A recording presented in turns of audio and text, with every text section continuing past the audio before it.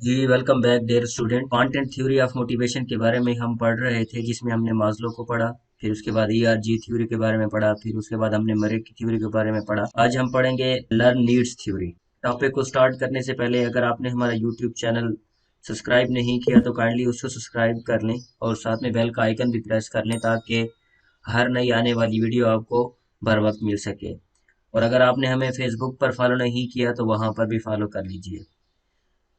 Learn needs theory को जो present करने वाले हैं वो हैं डेविड सी मैक्लेलैंड। इन्होंने बड़ा ही बेहतरीन तरीके से, यूं कह लें कि अगर कंटेंट थ्योरी ऑफ मोटिवेशन को जो अगर बेहतरीन अंदाज से प्रेजेंट किया है तो आई थिंक वो डेविड सी मैक्लेलैंड है।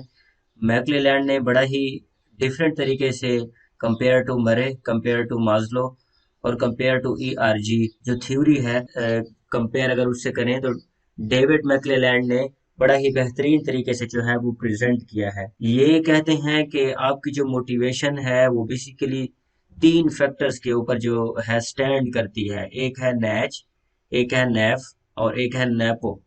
अब नैच क्या है? नैच बेसिकली नीड्स ऑफ अचीवमेंट है। फिर उसके बाद नेफ क्या है? नीड ऑफ एफिलिएशन है। और नेपो क्या है? नीड ऑफ पावर है या नीड फॉर पावर है। तो इन तीन पॉइंट्स के ऊपर, फैक्टर्स के ऊपर मैक्लेलैंड कहता है कि आपकी मोटिवेशन क्या करती है, स्टैंड करती है। अब सबसे पहले अगर हम नैच की तरफ जाएं, नीड फॉर अचीवमेंट क्या होती हैं, ये फिर अगेन तीन चीजों के ऊपर स्टैंड करता है।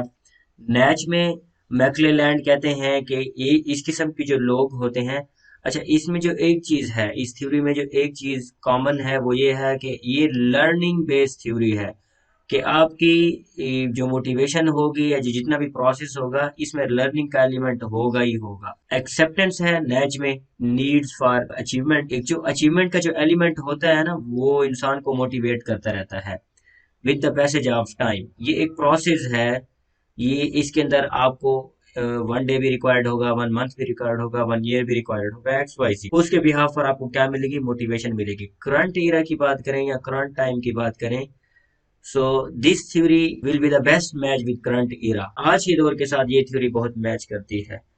वो वक्त और था कि जब हमें शेल्टर की जरूरत हुआ करती थी, फूड की जरूरत हुआ करती थी। अब हम उन चीजों से आगे निकल चुके हैं। मोस्ट ऑफ द पीपल उन चीजों से आगे निकल चुके हैं। आज के दौर के अंदर ये जो थ्योरी है ये बेस्ट इम्प्लीमेंटेशन है। नैच के अंदर जो सबसे पहला पॉइंट है वो क्या है? एक्सेप्टेंस है। कि ये जो नैच काइंड ऑफ पीपल होते हैं ये क्या करते हैं, जो जो अचीवमेंट में लगे होते हैं वो चीजों को क्या करते हैं? एक्सेप्ट करते हैं अपने बिहाफ पर। या सक्सेस हो या फेलियर हो, वो सक्सेस का भी जिम्मेदार खुद को ठहराते हैं और फेलियर का जिम्मेदार भी खुद को ठहराते हैं। और ये फिर हर इंडिविजुअल के अंदर क्या होगा? डिफरेंट होगा। कोई कहेगा कि जी सक्सेस का मैं जिम्मेदार हूँ, कोई कहेगा कि मैं फेलियर का जिम्मेदार हूँ, या कोई कहेगा कि मैं सक्सेस का जिम्मेदार हूँ बट फेलियर का नहीं हूँ, या कोई कहेगा कि जी मैं फेलियर का हूँ, सक्सेस का नहीं हूँ।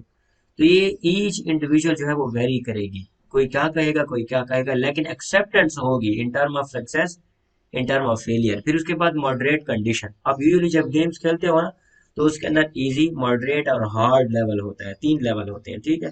नैच जो होता है, नैच नीड फॉर अचीवमेंट के अंदर जो लोग होते हैं वो मॉडरेट कंडीशंस को पसंद करते हैं।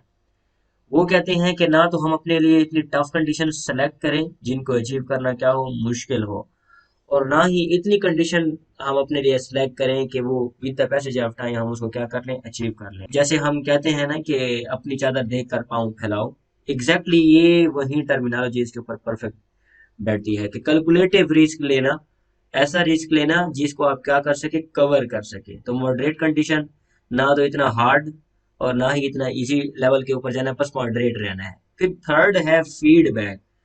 यूजुअली ना जब आप कोई वर्क करते हो तो उसके अंदर जो फीडबैक का एलिमेंट है ये बैकबोन का काम करता है।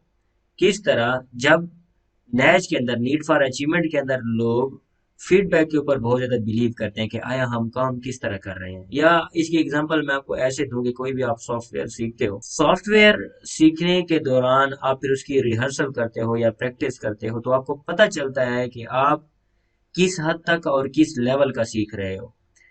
फिर जब आप प्रैक्टिस करते हो तो उसके दौरान आपको गलतियां आती हैं या आप मिस्टेक्स करते हो तो वो आपका क्या होता है? फीडबैक होता है। तो नैच के अंदर फीडबैक के एलिमेंट के बिहाफ पर वो क्या होते हैं, मोटिवेट होते हैं कि आया हमारी जो डायरेक्शन है वो करेक्ट है या इनकरेक्ट है। फिर उसके बाद हमारे पास आ जाता है नेफ, नीड फॉर एफिलिएशन। नेफ के अंदर ना एफिलिएशन ढूंढी इसलिए जाती है या किसी के साथ जुड़ना। एफिलिएशन मीन किसी के साथ अपने आप को एसोसिएट करना, जोड़ना, एफिलिएट करना। फ्रेंडशिप या फ्रेंडली इन्वायरमेंट क्या हो, क्रिएट हो, आपके पास कोई ना कोई शेयर करने वाला हो जिसके साथ आप क्या करें, शेयर कर सकें चीज़ों को। अब ये क्यों ज़रूरी होता है मोटिवेशन के लिए? यूजुअली ना जब बाज़ औक़ात हम क्या करते हैं, किसी से मशवरा ले लेते हैं, हम किसी एक डिफ़िकल्ट सिचुएशन के अंदर कैद होते हैं, तो हम क्या करते हैं, अपने ही किसी क्लोज फ्रेंड के साथ या यूं कह लें कि अपने आबा व अजदाद जो हमारे बड़े हैं उनके साथ क्या करते हैं, अपने आप को एफिलिएट कर लेते हैं, मशवरा लेते हैं कि इस सिचुएशन में हमें क्या करना चाहिए। फिर उसी मशवरे के बिहाफ पर, उसी एफिलिएशन के बिहाफ पर हम क्या होते हैं, मोटिवेट होते हैं। या यूं कह लें कि बाज़ औक़ात हम डीमोटिवेट हो जाते हैं या डिप्रेस्ड हो जाते हैं, तो हमारे अबाव अजदाद में से, फ्रेंडशिप में से कोई बंदा हमें क्या करता है, पिंच करता है, मोटिवेट करता है। It can be a teacher. Affiliation जिसके साथ आपकी अच्छी होगी वही आपको क्या करेगा, मोटिवेट करेगा। और अगर आपको वो मोटिवेट नहीं कर रहा, अकॉर्डिंग टू मैक्लेलैंड, वो आपकी रिलेशनशिप में या वो आपके एफिलिएशन में नहीं आएगा। आपकी एफिलिएशन आपको मोटिवेट करनी ही करनी चाहिए। अब उसके बाद हाई नेफ है और लो नेफ है। अच्छा, नैच के अंदर भी हाई नैच होगा और लो नैच होगा।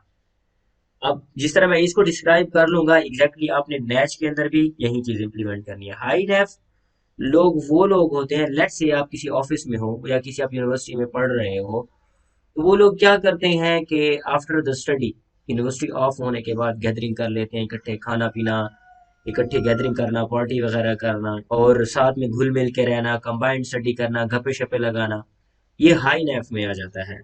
इनकी एफिलिएशन क्या होती है, हाई होती है, स्ट्रांग होती है। लो नेफ कौन से हैं, काम से काम रखा। इंट्रोवर्ट और एक्सट्रोवर्ट की अगर यहाँ पर एग्जांपल दे दूं तो वो बहुत ज्यादा बेहतर हो जाएगी। लो नेफ के लोग जो होते हैं वो काम से काम रखते हैं, स्टडी की, उसके बाद घर, घर से ऑफिस, ऑफिस से फिर स्टडी, दैट्स इट। ये लो नेफ की एग्जांपल थी। अब उसके बाद लास्ट है हमारे पास नेपो। अब ये क्या है, नीड फॉर पावर। ये भी बड़ा ही की एलिमेंट है। जब आपको आप यूजुअली हार्ड वर्क कर इसलिए रहे होते हो कि आपके हाथ में कोई ना कोई ओहदा आए, आप किसी न किसी चीज को क्या कर सके, कंट्रोल कर सके।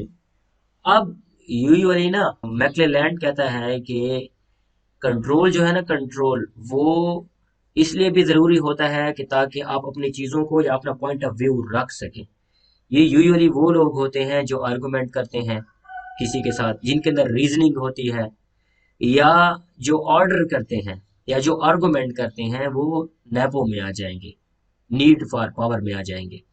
अब कंट्रोल ओवर द अदर्स ये चाहते हैं कि हमारा दूसरे के ऊपर क्या हो, कंट्रोल हो, हम अपना पॉइंट ऑफ व्यू उनके ऊपर रख सकें और हमारे गोल्स क्या हों, उन्हीं के गोल्स हों। अब इसके अंदर मजीद नेपो के अंदर वो दो किस्म के लोगों को क्या करता है, डिवाइड करता है। एक पर्सनल पावर सीकर और एक आपके पास कौन से हैं, सोशल पावर सीकर। अब पर्सनल पावर सीकर के अंदर ना वो क्या कहता है कि लोग कहते हैं कि मैं डोमिनेंट, मेरी जो पर्सनैलिटी है वो क्या हो, डोमिनेंट हो, लोगों को पता चल सके कि मैं क्या हूँ, डोमिनेंट। लोग मेरी ख्वाहिशात के मुताबिक क्या करें, रिस्पॉन्ड करें, जैसे मैं कहूँ उसी के मुताबिक क्या करें, मुझे रिस्पॉन्ड करें। और पर्सनल पावर सीकर कहते हैं कि मेरी अपनी एक एम्पायर हो और उसके अंदर मेरा ही हुक्म हो और मेरे ही मुताबिक जो है वो गोल सेट किए जाएं और उसी के बिहाफ पर सारा का सारा क्या हो, एक प्रोसीजर हो। अब उसके बाद जो अदर है, सोशल पावर सीकर। अब यहाँ पर ना दो टर्म मैं आपको एक्सप्लेन करता हूँ, पर्सनल पावर सीकर के पर्सपेक्टिव में, फिर उसके बाद सोशल में। पर्सनल पावर सीकर के अंदर एक टर्म है सेंट्रलाइज टू डिसेंट्रलाइज। बॉस एक ही होगा, वो ऊपर से हुक्म करेगा पूरी की पूरी ऑर्गेनाइजेशन को क्या करने के लिए, चलाने के लिए। लेट्स से एक डिपार्टमेंट का एचओडी है, हेड ऑफ डिपार्टमेंट है, उसके नीचे फिर क्या होगा, वाइस हेड ऑफ डिपार्टमेंट होगा, फिर उसके नीचे मुख्तलिफ किस्म के मैनेजर होगा, ऑफिस असिस्टेंट होगा, फिर उसके बाद प्लानर होगा, क्लर्क होगा, फिर स्टाफ होगा, फिर उसके बाद आखिर में क्लास 4 होगा। यहाँ पर पर्सनल पावर सीकर के अंदर एक ही बंदा पूरे के पूरे ग्रुप को क्या कर रहा होगा, कंट्रोल कर रहा होगा। उसकी अपनी एक एम्पायर होगी, उसी के बिहाफ पर हर किसी की क्या होगी, आइडेंटिटी होगी। Compare to social power seeker, ये एक ग्रुप होता है। अब मैंने कहा सेंट्रलाइज से डिसेंट्रलाइज, अब ये डिसेंट्रलाइज से सेंट्रलाइज है। ये ग्रुप ऑफ पीपल होते हैं, इनका जो एम होता है, इनका जो गोल होता है, या इनकी जो थॉट्स होती हैं, वो ग्रुप के ऊपर डिपेंड करती हैं। पूरे ग्रुप की थॉट्स क्या होंगी, वो एक ही होंगी। सोशल वेलफेयर को देख लें, वहां पर क्या होता है, कोई बॉस नहीं होता, हर किसी का एम क्या होता है, सेम ही होता है। अब ये इन्फ्लुएंस होते हैं किससे, सोसाइटी से। सोशल का नाम ही एक्सप्लेन कर रहा है पावर सीकर को, कि सोसाइटी के अंदर ही इनका क्या होता है, एक पहचान होती है। वहीं पर ही ये लोग क्या करते हैं, मुख्तलिफ लोगों के मसले मसाइल को लेकर वहां से क्या होती है, मोटिवेट होते हैं। तो ये डेविड मैक्लेलैंड की थ्योरी थी, कंटेंट थ्योरी ऑफ मोटिवेशन के पर्सपेक्टिव में। आपका किसी भी किस्म का क्वेश्चन हो तो आप जो है कमेंट सेशन में कर सकते हैं।